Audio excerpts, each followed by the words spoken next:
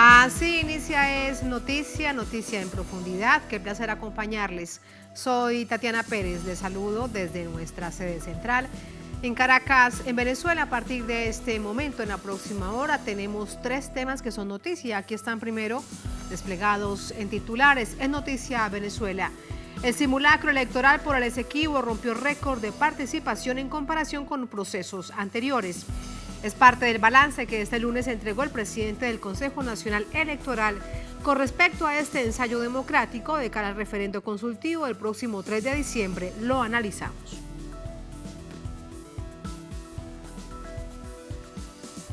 En noticia Argentina, todo lo que pueda estar en las manos del sector privado va a estar en manos del sector privado. Así lo ratificó este lunes el presidente electo Javier Milei. Esto incluye los medios públicos del país y la estatal petrolera YPF. Anunció que cerrará el Banco Central y que ante las protestas habrá represión. ¿Cómo entender un triunfo que golpea la democracia del pueblo? Lo analizamos. En noticia Brasil, el presidente Luis Ignacio Lula da Silva marcó el inicio de una nueva política pública para eliminar el racismo estructural de esta llamada supremacía blanca sobre los afrobrasileños. Un espacio central será la educación. Veremos de qué se trata.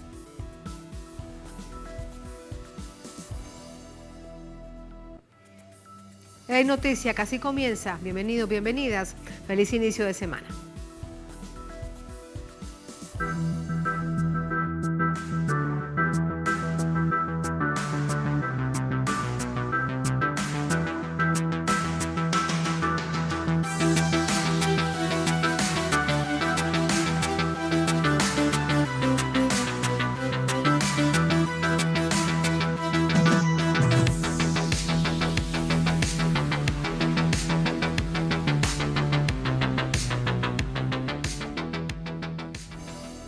En noticia Venezuela, este lunes el Consejo Nacional Electoral destacó el éxito del simulacro de este domingo en defensa de la Guayana Esequiba, esto de cara al referendo consultivo del próximo 3 de diciembre. Vamos a verlo.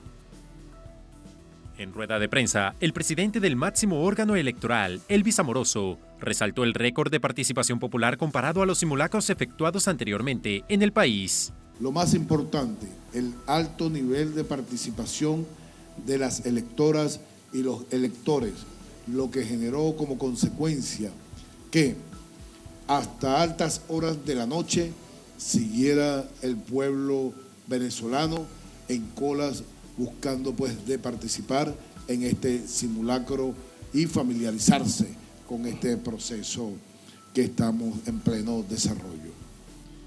Se triplicó la votación por mesa electoral, hecho que reafirma el récord de participación en un simulacro electoral. Amoroso precisó el cumplimiento de todos los protocolos establecidos durante el proceso. Vía videoconferencia, el vicepresidente del Partido Socialista Unido de Venezuela, Diosdado Cabello, felicitó al CNE y al pueblo por el éxito de la jornada. Yo felicito a todas las estructuras que estuvieron ayer participando. Les hago un reconocimiento, sigamos y aprovechemos estos 13 días que nos quedan de trabajo de detalle y el día 3 de diciembre vamos pues, como todo buen patriota, buena patriota, a votar 5 veces sí por la paz, por la tranquilidad, por la soberanía y por nuestra Guayana Esequiba.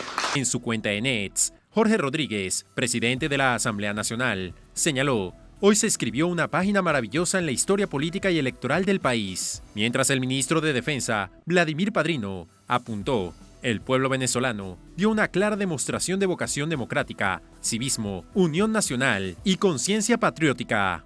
Entre algarabías, banderas y camisas alusivas al territorio en reclamación, ciudadanos participaron en el simulacro electoral que inició en horas de la mañana este domingo, con el objetivo de familiarizarse con el procedimiento a llevarse a cabo el próximo 3 de diciembre. Ha sido impresionante hoy el apoyo del pueblo cumpliendo con su derecho, cumpliéndole al pueblo, cumpliéndole a la patria, como decía Bolívar. Bueno, aquí estamos, de verdad que orgullosos de representarlo. Ha sido masivamente desde muy temprano. Demasiado sencillo porque de verdad que fue, o sea, me tardé en la cola para pero estando allí fue súper rápido. El presidente Nicolás Maduro lo calificó como un verdadero proceso con garantías. La campaña para el referéndum consultivo finalizará el próximo 1 de diciembre.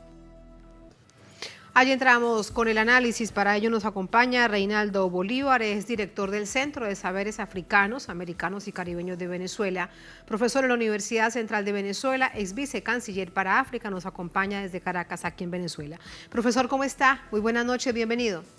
Muy buenas noches, gracias por tu contacto, Tatiana. Gracias a usted, profesor. Lo que vimos ayer fue un ensayo de cara a lo que será el referendo el próximo 3 de diciembre, pero un ensayo que tenía todos los ingredientes de un proceso electoral en Venezuela. ¿Usted cómo lo caracteriza, cómo se presenta esa radiografía?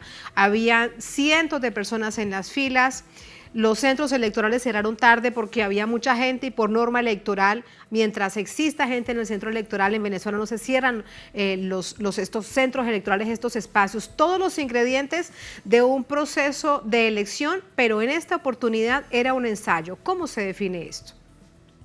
Sí, es importante el ensayo, como tú bien has denominado, desde el año, si mal no recuerdo, de 2021 no se habían realizado procesos electorales en Venezuela, por tanto habría que, como se dice en el argot, aceitar la maquinaria, la cual, como bien se sabe, es una de las mejores del mundo por su tecnología, por su repeticencia. Venezuela ya desde los años 2006 hacia acá ha automatizado su proceso electoral, lo ha verificado, es auditable. Y entonces también está entrenándose de esta forma la nueva Junta Directiva del Consejo Nacional Electoral, hace poco designada por la Asamblea Nacional de la República Bolivariana de Venezuela. Es decir, todo estaba a prueba, pero lo más importante de todo esto es que es una manera que tuvo gran parte de la población venezolana de reafirmar su acuerdo con el llamado al referéndum consultivo para el 3 de diciembre. Es decir, voy a este ensayo, además de probar cómo se vota, que ya el pueblo venezolano sabe muy bien cómo se vota, si bien este es apenas el 7º referéndum consultivo, referéndum como tal, es una manera de decir, estoy de acuerdo con esas preguntas, estoy de acuerdo con que esto continúe, más en un momento que desde la parte externa, desde Guyana Cooperativa y desde la Corte Internacional de Justicia, se pretendía cuestionar un elemento de soberanía, es decir, los venezolanos, hace poco hubo una consulta al Tribunal de Justicia para ratificar el referéndum. Yo diría, me atrevo por motu propio a decir, esto fue como una reafirmación de los venezolanos, de las venezolanas, de decir, sigan adelante con este referéndum. ¿Se trata de consenso nacional, profesor? ¿Usted así lo percibe? La radiografía de ayer también a manera de conclusión es eso, hay un consenso nacional desde el chavismo, desde las distintas oposiciones, desde los distintos sectores, hay consenso nacional sobre la defensa del territorio de la Guayana Esequiba. Este es un tema, Tatiana, que viene...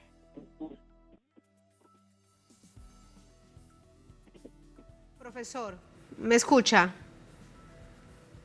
¿Aló? Sí, profesor, ¿me escucha?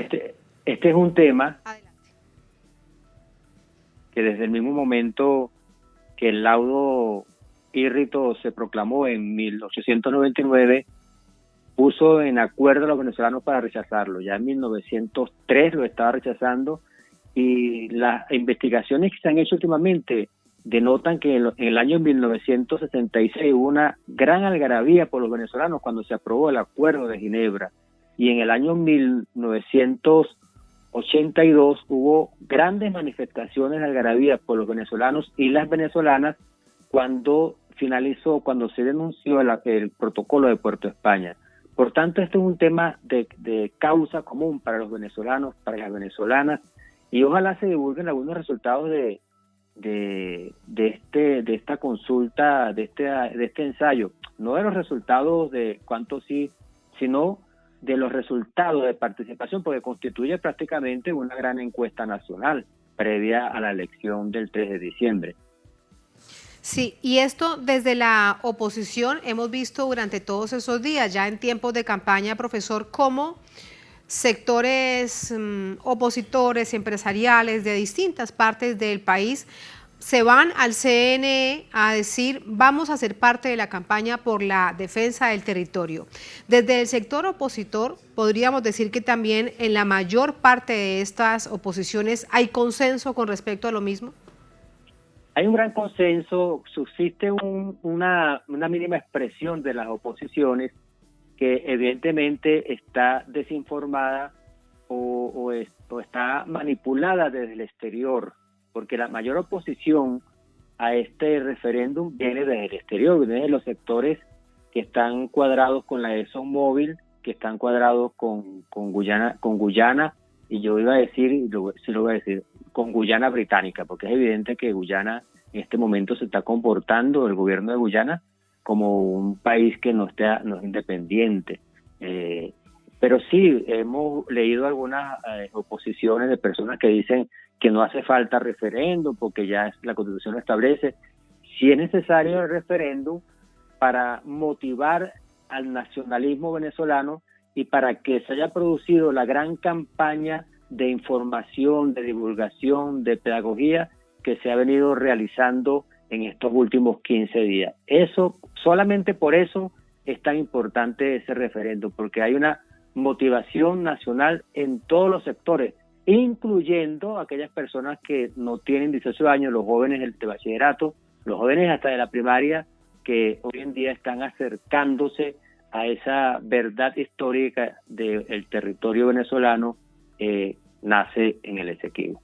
De hecho, desde el gobierno de Venezuela muy respetuosos con la agenda internacional, con el diálogo, en la búsqueda de siempre canales diplomáticos, pero todo lo contrario sucede con Guyana, con la República Cooperativa de Guyana, que se va a la Corte Internacional de Justicia para hacer todo un ejercicio en contra de la autodeterminación de un pueblo. ¿Esto cómo se observa de cara a lo que significa Venezuela en América Latina y el Caribe, en donde tiene también unas excelentes relaciones con la mayor parte de naciones del Caribe? Sí, mira, hay una evidencia que Guyana cambió su discurso desde el año 2014, cuando empezaron a dar concesiones petroleras de manera ilegal y no acudiendo a Venezuela para hacer desarrollos conjuntos, como sí lo permite el Acuerdo de Ginebra. Luce ya una realidad de que Guyana, los gobiernos de Guyana desde 2010 para acá han sido penetrados por las transnacionales petroleras, por las corporaciones que dependen de como el caso de los Estados Unidos, de Canadá, de Reino Unido, de la Gran Bretaña, y entonces dieron la espalda al tratado, al Acuerdo de Ginebra de 1966, y algunos juristas muy malintencionados o muy bien pagados lo están interpretando de una manera errónea e hicieron que el propio secretario general de las Naciones Unidas cometiera un exceso de poder al llevar el contencioso a un mecanismo aún no contemplado en la búsqueda de solución pacífica de soluciones, porque debió concluirse el mecanismo de buen oficiante y en todo caso para continuarlo ir al siguiente grado, que es el mecanismo de la mediación. Pues aquí se saltaron todas las normas del derecho internacional y fueron a un mecanismo que no estaba aceptado, ni siquiera se le había consultado a la otra parte, cuál es el caso de la República Bolivariana de Venezuela. ¿Quiere decir esto, profesor, que Venezuela realmente no se enfrenta en esta diferencia territorial con Guyana, sino con las potencias, con Estados Unidos, con Reino Unido? Y me refiero especialmente por esto que usted dice, y es que es la ExxonMobil, una transnacional norteamericana, que está buscando siempre, no solamente en América Latina, sino en tantas otras partes del mundo, apropiarse por cualquier método del petróleo y de los recursos naturales, petróleo o gas, pues de los pueblos soberanos. Así que ese es el tamaño de la situación. Realmente no es un asunto de Guyana con Venezuela, es Venezuela con Estados Unidos y con Reino Unido.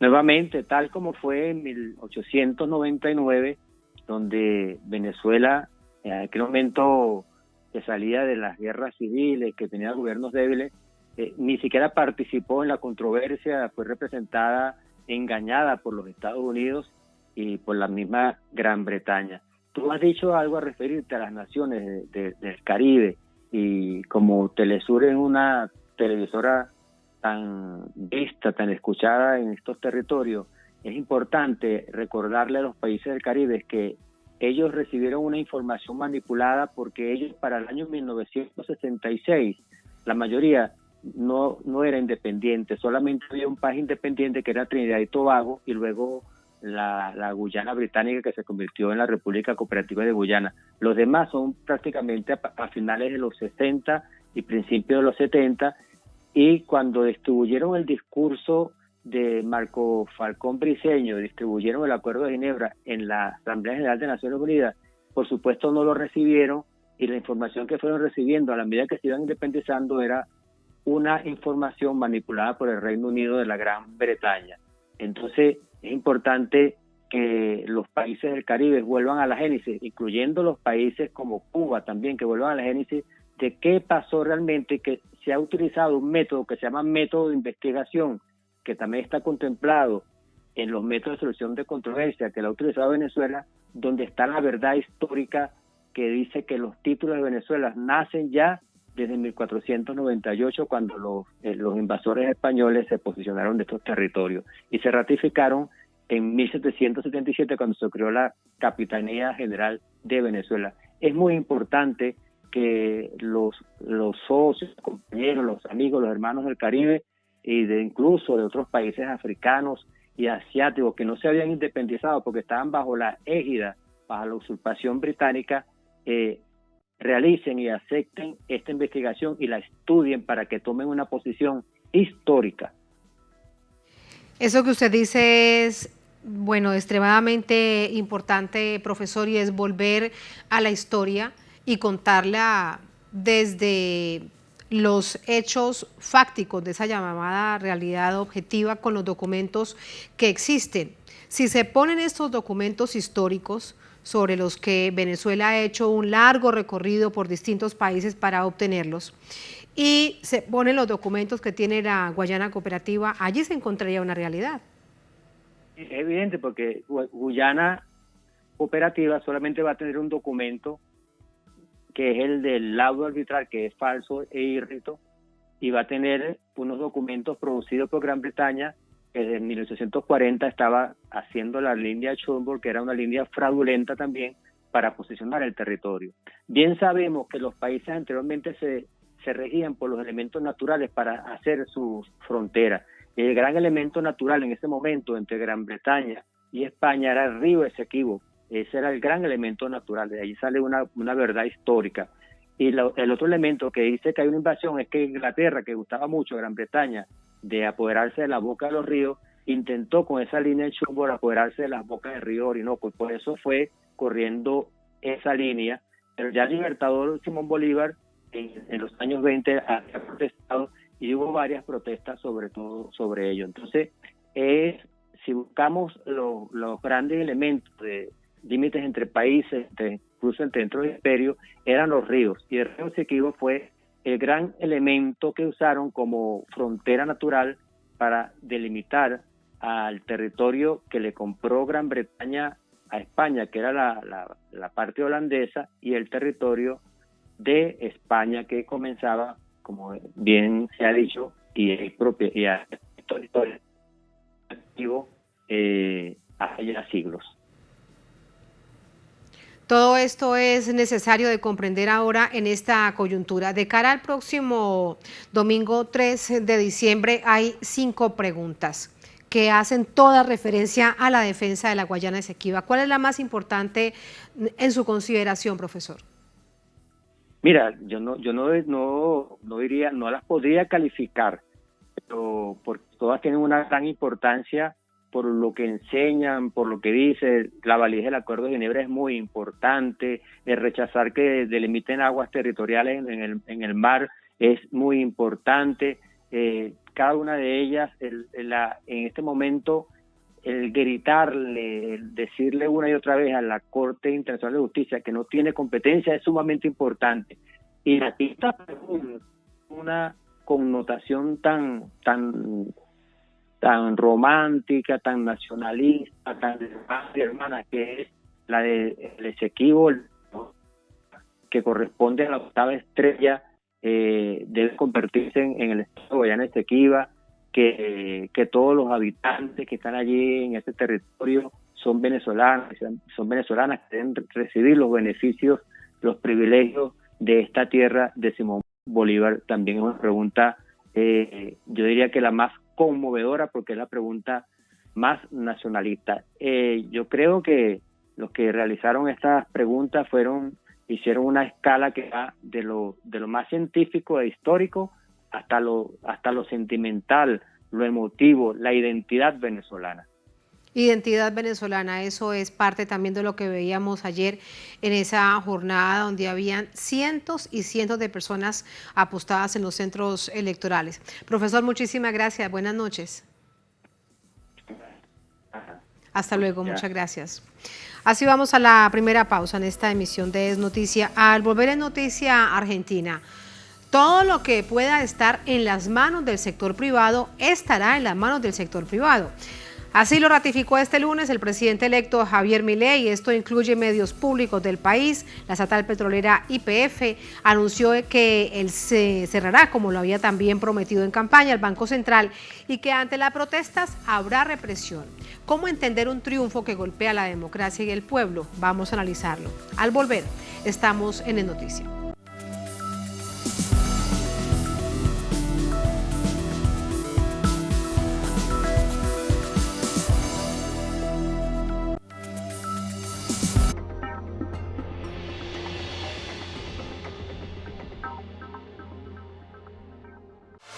A partir de diciembre viaja a Ecuador en las alas de Conviasa. Vuela desde Caracas a Guayaquil y de Guayaquil a Caracas. Déjate cautivar por su cultura, gastronomía, paisajes y tradiciones. También puedes viajar directo Caracas-Quito y de Quito a Caracas.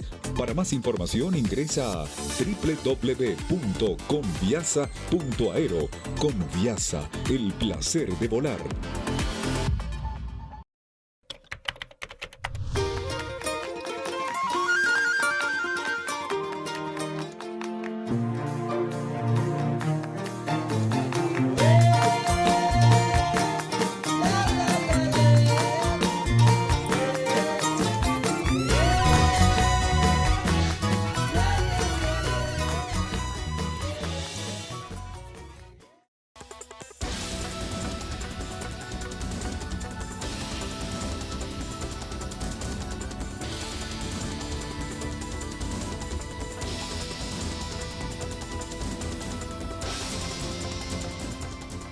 Cada semana se coloca un argumento sobre la mesa y la opinión se la forma usted. Texto y contexto.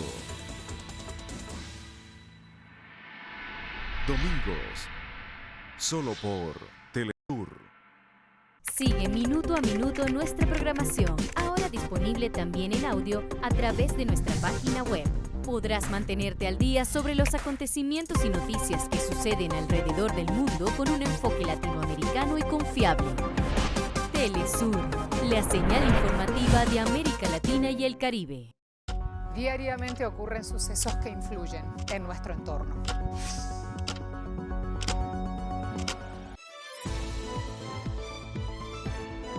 Entérate de las noticias más relevantes de América Latina y el mundo en nuestra agenda abierta.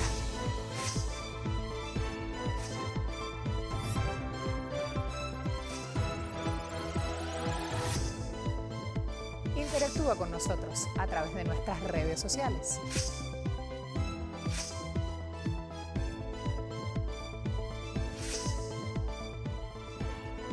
Los esperamos aquí, de lunes a viernes, solo por Telesur.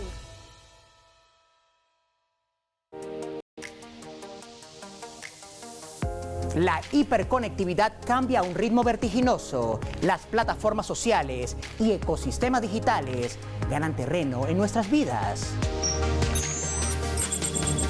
La realidad y el mundo virtual convergen para llegar a orbitar por el impresionante universo de la ciencia, la tecnología y la innovación.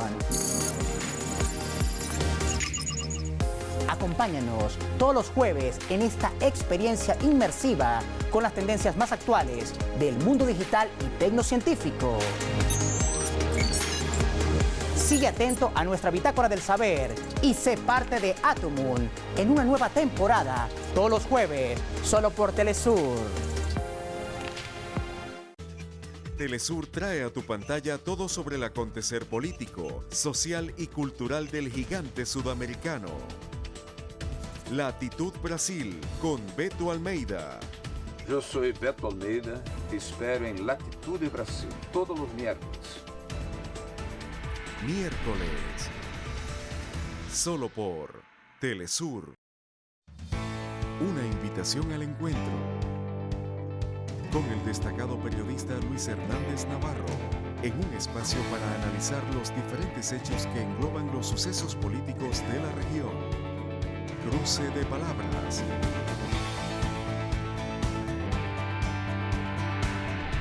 Martes, solo por Telesur.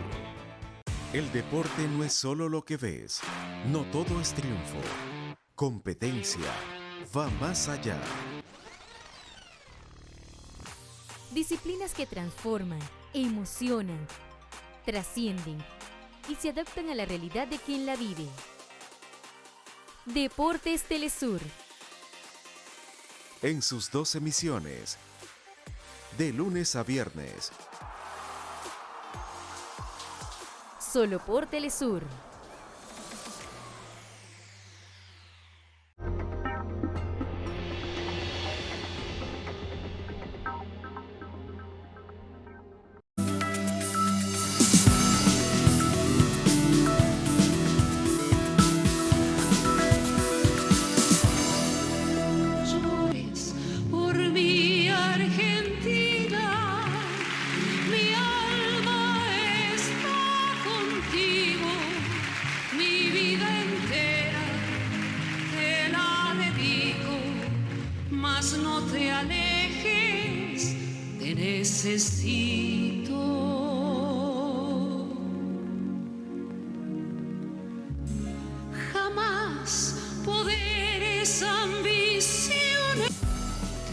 En noticia argentina, incertidumbre ante la victoria presidencial de la extrema derecha en Javier Milei. Esto significa privatización del sistema público, recorte de derechos sociales que perjudican en particular a los sectores más vulnerables de la sociedad. Vamos a ver. Los resultados del balotaje dieron como ganador al representante de la ultraderecha, Javier Milei, quien ocupará la Casa Rosada a partir del próximo 10 de diciembre. Las reacciones del sector popular evidenciaron preocupación ante las promesas extremistas del Ejecutivo electo. A través de sus redes sociales, el militante popular, Juan Grabois, resaltó que el movimiento nacional tiene más de 200 años de historia, que mantendrá con firmeza sus convicciones, porque resurgirá con la Constitución en la mano y el pueblo en el corazón. La ex candidata presidencial del Frente de Izquierda, Miriam Bregman, señaló el amplio sector en contra de las políticas del binomio presidencial electo. Denunció que continuarán en las calles porque su libertad es la libertad de explotar al pueblo sin límites. En la misma línea, la diputada del partido izquierdista aseguró que la llegada de Milei al poder significa más inflación y salarios de hambre. A través de un sistema totalmente neoliberal, Javier Milei promete cambios económicos en el que pretende dolarizar el país y reducir los impuestos. Además, asegura que su administración hará un cambio significativo en la reducción del Estado y la inversión social. Esto implica eliminar el Banco Central argentino junto a 11 ministerios públicos, que según su criterio son inservibles. Asimismo, pretende privatizar los sistemas de salud y educación. Esto dejaría al sector popular sin acceso a estos derechos humanos, que según la ONU, deben ser garantizados por el Estado. A esto se le suma su intención de privatizar la televisión pública, la cual calificó de propagandística al darle voz a quienes no comparten su ideología. Mientras esto ocurre, la angustia e incertidumbre crece en el país particularmente por las negociaciones de la fórmula presidencial hacia la dictadura de Rafael Videla en los 70, misma que dejó 30.000 desaparecidos. Mucho miedo porque hay una vicepresidenta que es afín a la dictadura militar y acá lamentablemente en la Argentina hubo muchos desaparecidos, hubo muertos que hoy no votaron, 30.000 desaparecidos que hoy no votaron. Estas conductas afines con la dictadura se ven reflejadas en un estudio del Centro Estratégico Latinoamericano de Geopolítica. El informe destaca que el 70% del plan de gobierno de Milei tiene similitudes con las políticas neoliberales vividas durante la dictadura de Videla, el gobierno de Fernando de la Rúa en 1991 y 2001 y la administración de Mauricio Macri en 2016. Según el estudio, estas medidas llevan a más desigualdad e inflación. Esto significa el recorte de los derechos sociales que perjudicarán a los sectores más vulnerables de la sociedad. En un contexto social afectado por el creciente índice de pobreza, la deuda pública convertida en crisis económica heredada del macrismo. Vamos a entrar con el análisis. Para ello nos acompaña Tobías Belgrano. Él es consultor político, nos acompaña desde Buenos Aires. Tobías, bienvenido, buenas noches, ¿cómo está? Hola, buenas noches, gracias por invitarme nuevamente. Muchísimas gracias. Tobías, Javier Milei obtuvo ese triunfo con 12 puntos de ventaja prácticamente sobre Sergio Massa. De hecho, ninguna encuestadora dio tanta distancia, tanta ventaja de un candidato sobre el otro. ¿Qué pasó allí? ¿Qué crees que fue lo que sucedió con respecto a este resultado que no se reflejó en los estudios, en las consultas, en las encuestas? Bueno, yo creo que el día de ayer en las elecciones en Argentina ganó el enojo y la bronca con el presente actual. En 2019 esa bronca estaba apersonada en Mauricio Macri y hoy está apersonada en toda la clase política. Toda la clase política para el votante de Milei encarna este presente y este fracaso en el que estamos actualmente.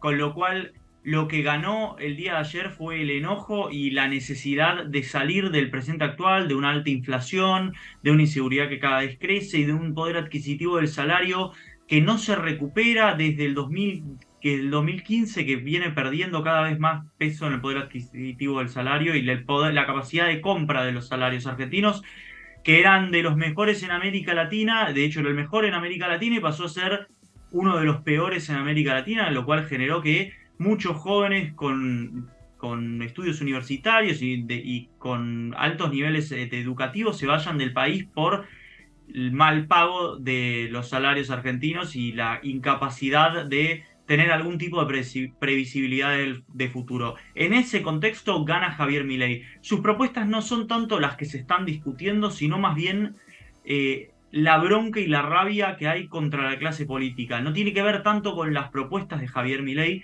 sino más bien con el hartazgo con el presente. De acuerdo con esto, Tobías, pero es peor lo que viene. Es decir, si había una tremenda bronca con la herencia que toma el presidente Alberto Fernández, con esta enorme deuda que es impagable del Fondo Monetario Internacional, las dificultades y los errores y desaciertos del gobierno de Alberto Fernández, está clarísima la propuesta de campaña de Milei, y es que él no pretendió ocultarla. Todo lo que se pueda privatizar se privatiza, así lo dijo siempre. Así que la bronca va a aumentar en los próximos 4 años. ¿Cómo? ¿Podrías repetirme eso último? Sí, ¿me escuchas, Tobías? Sí, te escucho muy bien. Sí. La bronca entonces aumentará en los próximos años, porque no hubo engaños. Javier Milei se presentó como es. Creo que lo que más me preocupa hoy en el presente es un gobierno de un partido, de un outsider, que cuenta con poco apoyo en el Congreso, que tiene reformas muy radicales que van a aumentar más la frustración, con lo cual la reforma del Estado y la reforma y la actualización de precios y las privatizaciones que van a tener que pasar por el Congreso van a encontrar un freno en el Congreso, y esa situación de parálisis más una sociedad civil muy activa como es la sociedad argentina, me preocupa que termine un escenario muy similar al de Pedro Castillo en Perú, con un presidente que termina destituido con el Congreso, con caos en las calles, con una crisis institucional sin precedentes. Con lo cual, sí, coincido contigo en que la bronca puede no solo no terminar, sino aumentar en los próximos años y aumentar la frustración de los argentinos con su clase política. Y es que ese es entonces, Tobías, el punto central. Argentina se ha caracterizado a nivel de América Latina, para ponerlo dentro de nuestra región, de nuestro continente, un asunto estructural por la defensa de los derechos humanos, en contra del terrorismo de Estado, pero también por su alta conciencia de carácter político. ¿Qué pasó en esta oportunidad con esa alta conciencia de carácter político? Para tratar también de comprender cómo es que cuando vas a decidir tú con tu voto, justamente decides por esta figura que representa todo lo que va en contra de ti. Bueno, ahí hay que tener en cuenta que el antiperonismo existe en la Argentina y es una fuerza viva que nuclea un montón de sectores de la sociedad argentina. Esos sectores suelen estar mucho más fragmentados que el peronismo, que suele ir mucho más unificado. La candidatura de Sergio Massa arrastró el 45% de los votos de la sociedad, que no es menor, y en un contexto de un gobierno que estaba, como veníamos diciendo, muy golpeado por una mala gestión económica y por malos resultados económicos. Con todo ese contexto, Sergio Massa sigue sacando el 45% de los votos, lo cual habla de lo que es la estructura y la organización del peronismo como partido y como traccionador de determinadas demandas de la sociedad, que siguen presentes a pesar de haber perdido una elección. Y la gente joven, los muchachos, muchachas que se enfrentaban, de hecho muchos de ellos a su primer ejercicio de votación, ¿qué papel jugaron para tomar esta decisión y ganar a Milei? Y yo creo que también son una generación de jóvenes que solo vivieron 2 fracasos económicos, que no vivieron las épocas de bonanza económica del primer gobierno de Néstor Kirchner y del segundo de Cristina Kirchner, que solo conocieron el fracaso de Mauricio Macri como presidente y que solo conocieron el fracaso de Alberto Fernández como presidente, con lo cual el discurso de un presidente que les promete terminar con la casta, que son estos dos, que está representada en estos 2 fracasos, cala hondo en los sectores más jóvenes, sobre todo en los sectores de clase, los jóvenes de clase media, pero también en muchos sectores populares que están un poco hartos de las gestiones de los partidos tradicionales. Ahí el escenario para los próximos 4 años en el país, en Argentina, en tu país. Tobías, gracias por el análisis. Buenas noches. No, muchas gracias por invitarme nuevamente. Hasta luego, muchas gracias. Así vamos a la última pausa en esta emisión de Es Noticia. Al volver, en Noticia Brasil. El presidente Luis Ignacio Lula da Silva marcó el inicio de una nueva política pública para eliminar el racismo estructural de la llamada supremacía blanca sobre los afrobrasileños. Un espacio central será la educación. Les contamos y profundizamos en ello. Al volver, estamos en Es Noticia.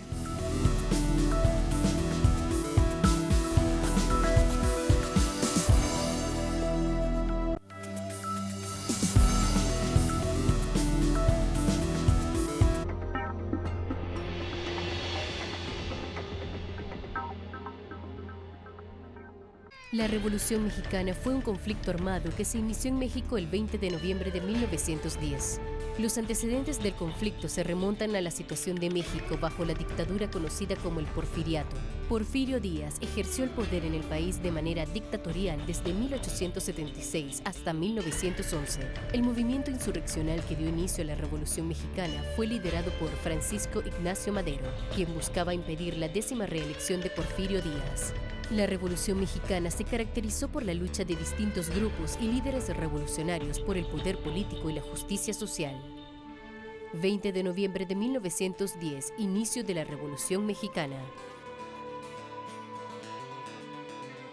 Desde México hasta Brasil, Telesur conecta fronteras. Telesur siempre da más.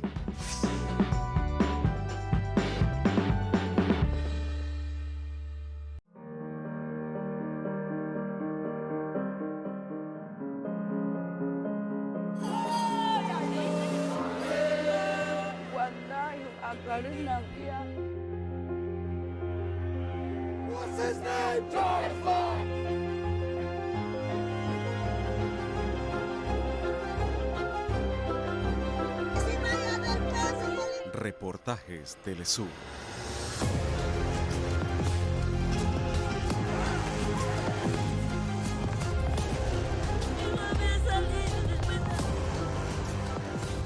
Solo por Telesur. Recientemente falleció Enrique Dussel, argentino y mexicano, una figura central del pensamiento crítico latinoamericano, reconocido mundialmente por la profundidad, la innovación y la complejidad de su obra. Para platicarnos sobre su vida, su trayectoria y su pensamiento, está con nosotros en Cruce de Palabras el doctor Jaime Ortega. No se lo pierdan. Cruce de Palabras por Telesur.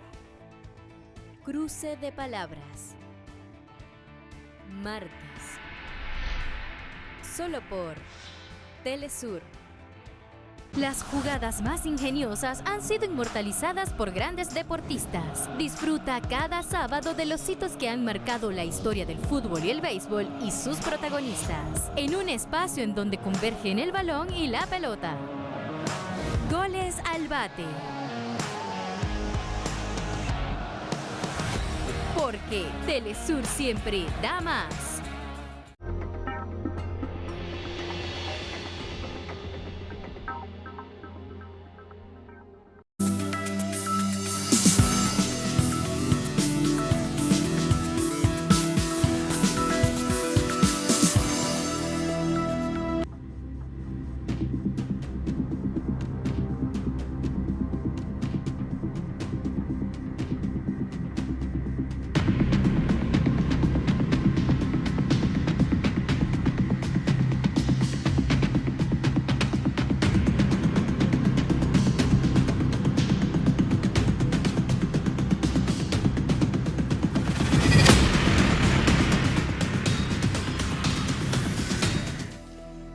En Noticia Brasil, a propósito del Día de la Conciencia Negra en el país, el presidente Lula firmó un conjunto de medidas para terminar con la discriminación racial y reducir las desigualdades contra la población afrodescendiente, esto como pago de una deuda histórica y reciente. Vamos a ver de qué se trata. El presidente Lula da Silva firmó 13 decretos junto a la ministra de Igualdad Racial, Aniel Franco, en los que se toman medidas con respecto a la titulación de territorios afrobrasileños, becas de intercambio entre universidades públicas nacionales y extranjeras, acuerdos de cooperación en formación a los profesionales negros, incluidas entidades financieras. Asimismo, se instruyó al Ministerio de Educación a crear cátedras sobre igualdad racial y afrodescendencia. En su cuenta en la red social X, el presidente Lula da Silva expresó que esto es solo el pago de una parte del saldo social erigido por la supremacía blanca. Durante la firma de los decretos, Lula anunció que estas acciones servirán para reforzar el combate contra el racismo en todos los ámbitos de la vida social, con políticas para combatir el hambre, que afecta a millones de brasileños, que en su mayoría son afrodescendientes. El Día Nacional de la Conciencia Negra en Brasil celebra la diversidad racial y la contribución de los afrodescendientes a la sociedad, quienes llegaron como esclavos. Recordemos que Brasil fue la última nación suramericana en abolir la esclavitud en 1888, pero tuvo un final formal en la sociedad apenas hace 130 años. Durante el mandato de Bolsonaro, se incrementó la persecución racial, exponiendo que un joven negro tiene 2 veces más probabilidades de morir en manos de la policía, representando un 70% de las víctimas por arma de fuego, incluso dentro de las escuelas donde son atacados directamente por su condición racial, lo que causó muertes desproporcionadas de afrodescendientes o migrantes africanos. ¿Qué más ha sucedido durante esta jornada en el marco de este anuncio que vemos que es transversal a la política del gobierno del presidente Lula, pero además algo tan importante como es recibido?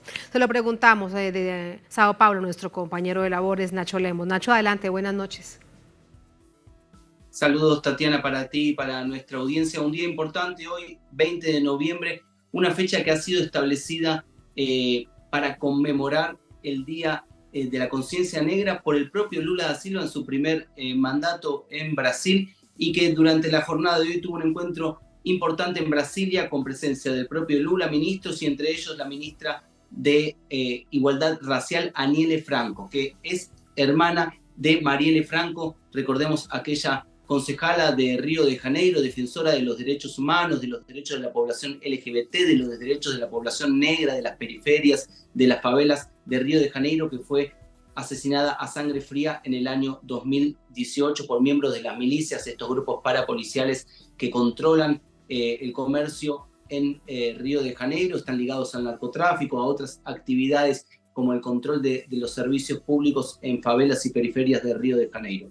Durante esta jornada, entonces, se hicieron anuncios importantes, un paquete de 13 anuncios en favor de la población negra, decía Lula da Silva, para saldar las deudas históricas ante el supremacismo blanco que afecta a la población negra en Brasil. Lula habló de supremacismo blanco, algo importante, un día después de la elección de Javier Milei en Argentina, teniendo en cuenta que los sectores que han apoyado a Javier Milei desde Brasil son sectores que se han manifestado en varias oportunidades de manera racista en Brasil. Me refiero al círculo del expresidente Jair Bolsonaro y el círculo que viene desde los Estados Unidos con Donald Trump. Durante la jornada entonces de hoy, entre estos 13 anuncios se estableció la titulación de 5 territorios quilombolas en Brasil, territorios habitados históricamente por comunidades afrodescendientes que han resistido a la esclavitud en Brasil. Pero acompañado con esta titulación se entiende que es necesaria la presencia del Estado para que no solamente se entreguen las tierras, sino haya apoyo a estas comunidades. Entonces, de esta manera se ha indicado un presupuesto de $4 millones para apoyar a estas comunidades en su desarrollo sustentable. Se entrelazan las políticas, por un lado, antirracistas en Brasil con las políticas ambientales, que son pilares del gobierno de Lula da Silva en favor del desarrollo sustentable, con actividades agrícolas sustentables y en otros puntos también. Entre estos 13 también puntos que han sido lanzados, entre estos 13 ítems de este paquete lanzado durante la jornada de hoy, también se prevén políticas de igualdad racial, apoyo especial a las mujeres afrodescendientes con becas y con otros tipos de apoyo para estos sectores de la población, y también se busca que haya un avance en la cuestión cultural. Se ha decretado como patrimonio cultural, se le ha dado importancia cultural al hip hop, a esta manifestación cultural que muchas veces es excluida por pertenecer y por darse con mayor peso en favelas y periferias, ha sido reconocida durante la jornada de hoy por el gobierno de Lula da Silva. Entonces, una jornada importante que viene reafirmando este 20 de noviembre con manifestaciones en las calles, en las principales ciudades de Brasil, y también con la presencia del gobierno de Lula da Silva incentivando a la conmemoración de esta jornada, la importancia de resaltar el papel que ha tenido histórico la población negra en Brasil y cuál ha sido su rol en la economía brasileña durante siglos, a pesar de todo lo que ha sufrido por el largo proceso de esclavitud que sufrió este país y con toda la desigualdad que aún persiste en el gigante sudamericano, Tatiana. Muy, muy importante por la historia y la historia reciente. Gracias, Nacho. Muy buenas noches. Buenas noches. Buenas noches. Vamos a analizarlo. Para ello nos acompaña Luciana Díaz, es cientista social, nos acompaña desde la ciudad de Goiânia, en Brasil. Luciana, ¿cómo está? Muy buenas noches, bienvenida. Buenas noches, saludos a todos. Es un gran placer estar aquí hoy. Muchísimas gracias. ¿Qué impacto, Luciana, observa usted en este anuncio, en el marco de políticas públicas que vemos que son transversales, pero se da el inicio con la firma de los decretos del presidente Lula? ¿Cómo observa usted el escenario que viene en adelante para que realmente impacte en un hecho que debe ser trascendental? Bueno, que primero no debería existir todo este supremacismo blanco que además se desencadenó, se evidenció en el gobierno de Bolsonaro en contra de los afrobrasileños. Exacto, de hecho no debería existir, ¿no? Porque es una violencia tremenda que se ha platicado por siglos en el Brasil por el hecho de la esclavitud. fueron 300 años de esclavitud y la desigualdad social es caracterizada la relación entre negros, personas negras y blancas en el Brasil, haciendo emergir una supremacía blanca, ¿no? En este 20 de noviembre, donde se celebra, donde se marca, ¿no? Es un marco importante para la conciencia, la nacitud de la conciencia negra en Brasil. Hay avances, ¿no? Tenemos hoy con este gobierno que en solamente 10 meses de trabajo ha demonstrado un avance muy más grande do que lo gobierno anterior, ¿no? El Ministerio de la Igualdad Racial en 10 meses ha presentado el segundo paquete de políticas, ¿no? El segundo conjunto de políticas que defiende el derecho a la vida, al trabajo, a la tierra, a la educación, a la inclusión, a la memoria y a no violencia de las personas negras en Brasil, en especial a los quilombolas, ¿no? Y su lucha por el derecho a la tierra, ¿no? Más que celebrar el mes de la conciencia negra en Brasil, es importante apuntar la importancia del marco de la muerte de Zumbi de Palmares, un quilombo en Brasil, ¿no? Que marca la importancia de esta fecha para la población brasileña. Claro. En Brasil... más que celebración, se trata de fechas reivindicativas que necesitan ahora trabajar para que esto se ponga en práctica. Un hecho que vemos en el marco de varios de los discursos del presidente Lula que hoy se concretizan tiene que ver con la educación básica, la educación en los liceos, la educación en las universidades. ¿Cómo lograr que esto sea un asunto de largo aliento, que no sea porque está el gobierno del presidente Lula, sino que se convierta como una política pública de un Estado, Luciana? Exacto. De hecho, la educación tiene una centralidad, ¿no?, en las intenciones de este gobierno, pero hay que destacar la acción de los movimientos sociales que remonta a la década de los 80, ¿no? Y que hace un gran movimiento en el Brasil para que las personas negras accesen a la educación con calidad, ¿no? Tenemos en Brasil leyes desde 2003 que garantizam a educação da história da África, por exemplo, e da cultura afro-brasileña ou afrodescendente em la educação básica. E en ensino superior, la educação superior em las universidades, temos cotas ou ações afirmativas para as pessoas negras por lei desde 2012. En estes últimos 4 anos experimentamos um retrocesso muito grande, pero ahora en 2023 el gobierno acaba de aprobar la actualización de esta ley de cotas. Entonces tenemos acciones afirmativas en la universidad para las personas negras, previsto en la ley. Las instituciones de enseñanza, por ejemplo, las universidades, han construido una especie de responsabilidad procedimental para aplicar esta ley, ¿no? Para garantizar que en la universidad estén también las personas negras estudiando. Y de hecho tenemos ya números que revelan este avance, ¿no?, con presencia de personas negras en la universidad. Muy importante todo esto. Veíamos mientras nos decía usted esto, Luciana, sus reflexiones, las imágenes de un momento tan conmovedor como el registrado esta mañana en Brasil cuando el presidente firmaba estos 13 decretos. Muchísimas gracias, muy buenas noches. Gracias a ti, disculpa por mi idioma. No, te escuchamos muy bien, muchas gracias. Hasta Un luego. abrazo. Un abrazo, muchas gracias. A ustedes gracias por habernos acompañado. Hasta mañana, un placer.